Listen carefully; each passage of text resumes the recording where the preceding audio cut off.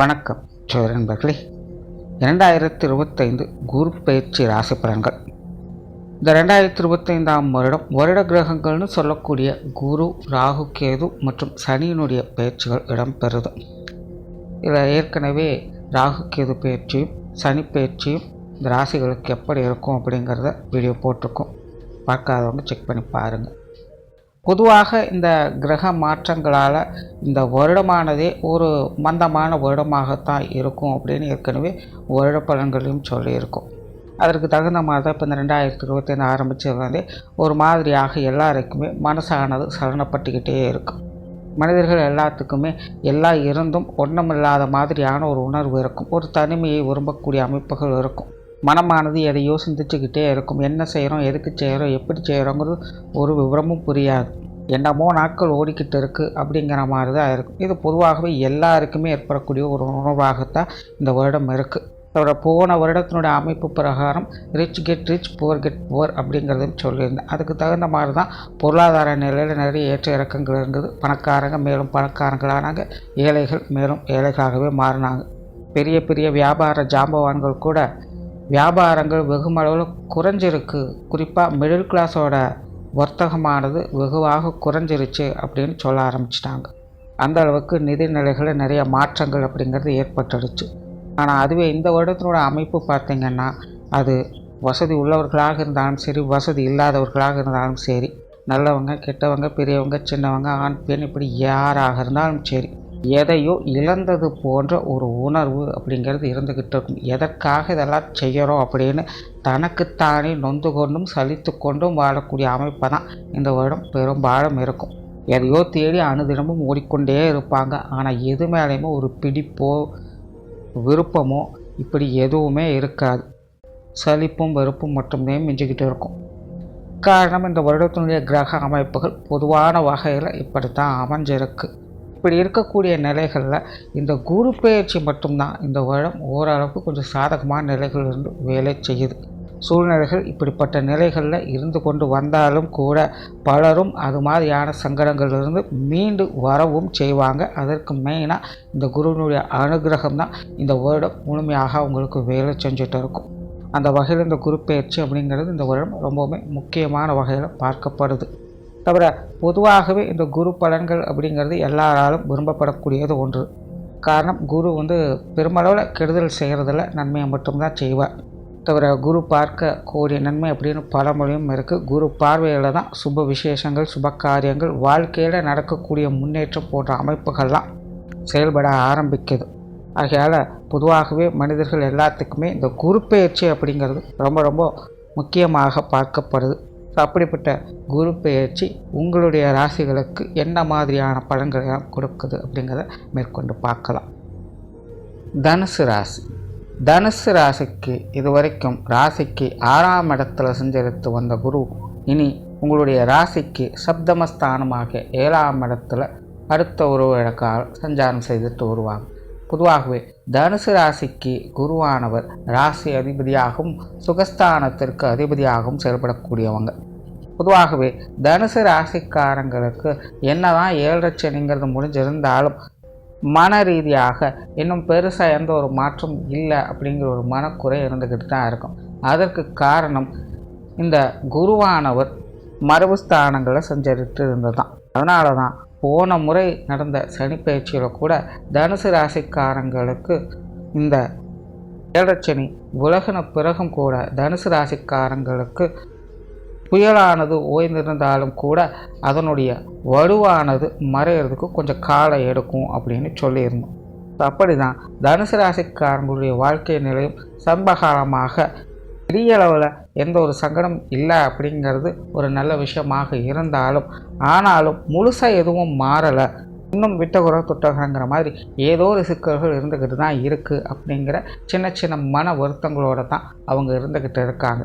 குறிப்பாக பொருளாதார ரீதியான விஷயங்கள் ஏற்ற இறக்கங்கள் அவங்க அதிகமாக பார்க்க முடியும். திடீர்னு பண உறவு வரும், திடீர்னு பணம் சுத்தமாகவே இருக்காது, திடீர்னு நல்ல வேலைகள் நடக்கும், திடீர்னு வேலைகளே எதுவும் இல்லாமல் டல்லாக இருக்கும். இப்படி பொருளாதார நிலைகளில் கொடுக்கல் வாங்கல் விஷயங்களில், உற்றார் உறவினர்கள், பொது வாழ்க்கை சார்ந்த விஷயங்களில் எல்லாமே ஒரு ஏற்ற இறக்கங்களோடையே தொடர்ந்து வந்துக்கிட்டு இருக்கும். ஆக தனுசு ராசிக்காரங்க மனதளவில் ஒரு விதமான சஞ்சல நிலைகளில் தான் இருந்துக்கிட்டு இருக்காங்க. இப்போது அப்படிப்பட்ட சூழ்நிலைகளில் குருவானவர் உங்களுடைய ராசிக்கா சப்தமஸ்தானத்தில் அமர்ந்து உங்களுடைய ராசியும் பார்க்குறாங்க. பொதுவாகவே ஜோதிடத்தில் குருவானவர் சப்தமஸ்தானத்தில் இருக்கிறது சிறப்பான விஷயம். தவிர உங்களுடைய ராசி அதிபதியும் குருவாக இருந்து அவர் சப்தமஸ்தானத்திலிருந்து உங்களுடைய ராசியை பார்க்கறது இன்னும் கூடுதல் சிறப்பாக பார்க்கப்படுது. அது மட்டும் இல்லாமல் இந்த வருடத்தினுடைய கிரக அமைப்புகள் படி ராகு கேதுக்களுடைய நிலைகளும் தனுசு ராசிக்காரங்களுக்கு சிறப்பாகவே இருக்குது. ஆனால் ஒரு கதவு அடித்தால் மறு கதவு திறக்கும்னு சொல்லுவாங்க. இங்கே சொல்லாமல் சொல்கிறது இன்னொரு விஷயம் இருக்குது. ஒரு கதவு திறந்தால் இன்னொரு கதவு அடைக்கும் அப்படிங்கிறது. அந்த மாதிரி தான் இப்படி பல கிரகங்களும் சாதகமான நிலைகள் இருந்தாலும் தனுசு ராசிக்காரங்களுக்கு 7 சனி முடிந்து இப்போது அர்த்தாஷ்டம சனிங்கிறது ஆரம்பிக்குது. ஆக தனுசு ராசிக்காரங்களுக்கு இந்த வருடமும் ஒரு ஏற்ற இறக்க கொண்ட வருடமாகத்தான் இருக்கும். ஆனாலும் ஒரு 30% தான் சர்க்கிள் இருக்கும். மீது 70% உங்களுக்கான ஏற்றமான வாழ்க்கை பார்க்கக்கூடிய நிலைகளில் தான் கிரக அமைப்புகள் சாதகமாக இருக்குது. ஆக முன்னாடி இருந்த அளவுக்கெல்லாம் பெரிய சங்கடங்கள் இல்லை. படிப்படியான முன்னேற்றங்களை தொடர்ந்து பார்த்துக்கிட்டு வராங்க. இப்போ மட்டுமில்லை, நீ வரக்கூடிய காலகட்டங்கள்லேயும் தனுசு ராசிக்காரங்க கொஞ்சம் கொஞ்சமாக படிப்படியான முன்னேற்றங்களை அவங்க தொடர்ந்து பார்த்துக்கிட்டு வரப்போகிறாங்க. அதற்கான அச்சாணியாக இந்த குரு பயிற்சி உங்களுக்கு அமைஞ்சு வரும். மெயினாக இந்த குரு பயிற்சிக்கு பிறகு தனுசு ராசிக்காரங்களுக்கு பகையானது விலகும். தான் ஆடாவிட்டாலும் தன் தசையாடும் சொல்லுவாங்க. அந்த மாதிரி ஏன் எதுக்குன்னே காரண காரியம் புரியலினாலும் தனுசு ராசிக்காரங்களால் டென்ஷன் ஆகாமல் இருக்க முடியாது. தொட்டதுக்கெல்லாம் டென்ஷன். எதுக்கு கோபம் வருதுன்னே புரியல.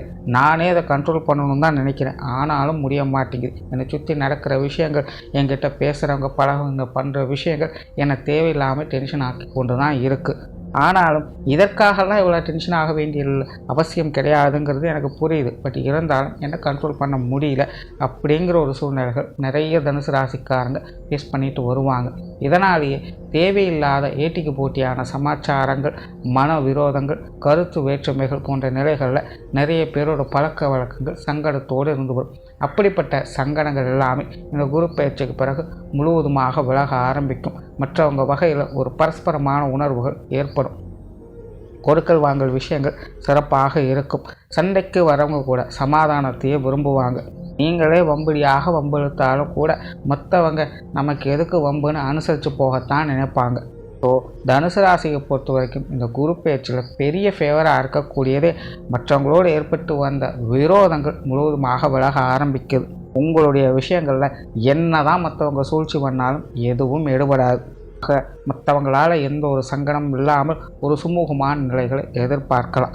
வெளி இடங்களில் வெளி மனிதர்கள் வகையில் எதிர்பார்த்த உதவிகள் கிடைக்கும். குடும்ப உறவுகள் மேம்படும். மெயினாக கணவன் மனைவி உறவுகள், உடன்பிறப்புகள் சார்ந்த விஷயங்கள் இதெல்லாமே தனுசு ராசிக்காரங்களுக்கு சிறப்பாக இருக்கும். பட் அதே நேரம் குடும்ப உறவுகளில் குழந்தைகள் சார்ந்த விஷயங்கள் மற்றும் பெற்றோர்கள் சம்பந்தப்பட்ட விஷயங்கள் கொஞ்சம் கவனமாக இருங்க. இவங்க வகையில் கொஞ்சம் நெருக்கடிகள் இருக்கத்தான் செய்யும். குறிப்பாக பெற்றோர்கள் வகையில் கொஞ்சம் தேவையில்லாத மன அலைச்சல்கள் தரக்கூடிய விஷயங்கள் அதிகம் இருக்கும்.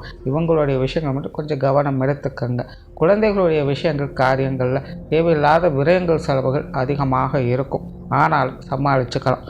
அதே போல் உற்றார் உறவினர்கள் நண்பர்கள் வகையில் ஒரு சுமூகமான நிலைகளை எதிர்பார்க்கலாம். மெயினாக தனுசு ராசிக்காரங்களுக்கு நண்பர்கள் வகையில் நிறைய நல்ல விஷயங்களை எதிர்பார்க்க முடியும். நட்பு வட்டாரங்களை பெருக்கிக் கொள்ள முடியும். பழைய நட்பை விரும்பி பெற முடியும்.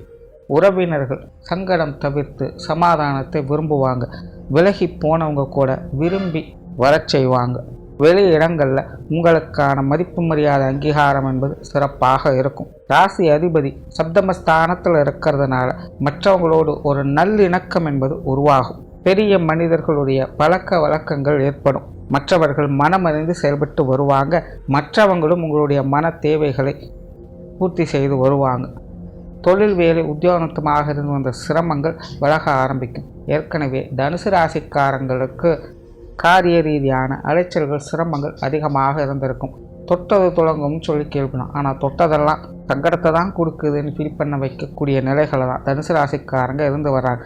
அந்த மாதிரி காரியத்திலிருந்து வந்த சங்கடங்கள் இனி தனுசு ராசிக்காரங்களுக்கு முழுவதுமாக மாற ஆரம்பிக்கும். இதுவரைக்கும் தொழில் ஞானத்தை மட்டுமே பெற்று வந்த தனுசு ராசிக்காரங்க இனி அந்த ஞானத்தை பெற்று ஆதாயங்களை பெறுவது எப்படிங்கிறத யோசிக்க ஆரம்பித்து அதை செயல்படுமாக மாற்றி நன்மைகளையும் பெற்று வருவீங்க. ஆக தொழில் வேலை உத்தியோகமாக இருந்து வந்த சங்கடங்கள், அலைச்சல்கள், பிரச்சனைகள் அனைத்தும் விலகி ஒரு முன்னேற்றம் தரக்கூடிய அமைப்புகளை எதிர்பார்க்கலாம்.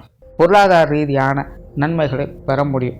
கொடுக்கல் வாங்கல் விஷயங்களில் சிறப்புகளை பெற முடியும்.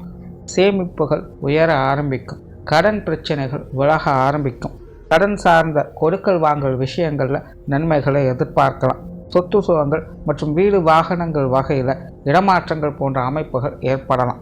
எடுத்த காரியங்களில் விடாமுயற்சியோடு இருந்து சிறப்புகளை பெற்று வருவீங்க. கடினமாக முயற்சி செய்து வந்த சில விஷயங்கள் பலனில்லாமல் போயிட்டு இருக்கேன்னு மனசு சங்கடப்பட்டு வந்த உங்களுக்கு நீங்கள் எடுத்த முயற்சிகள் எதுவும் வீணாக போகலை அப்படிங்கிற மாதிரி சில நன்மைகளை அதன் மூலமாகவே பார்த்து வருவீங்க. தைரியம், தன்னம்பிக்கை, வீரியம் அதிகரிக்கக்கூடிய ஒரு காலகட்டமாக தனுசு ராசிக்காரங்களுக்கு இது உருவாகும். குறிப்பாக ஒருவித குருட்டு நம்பிக்கையும் குருட்டு தைரியத்தையும் இது உங்களுக்கு ஏற்படுத்தி கொடுக்கும். அதாவது நீங்கள் எதையோ நினச்சிட்டு காரியத்தில் இறங்கி இருப்பீங்க.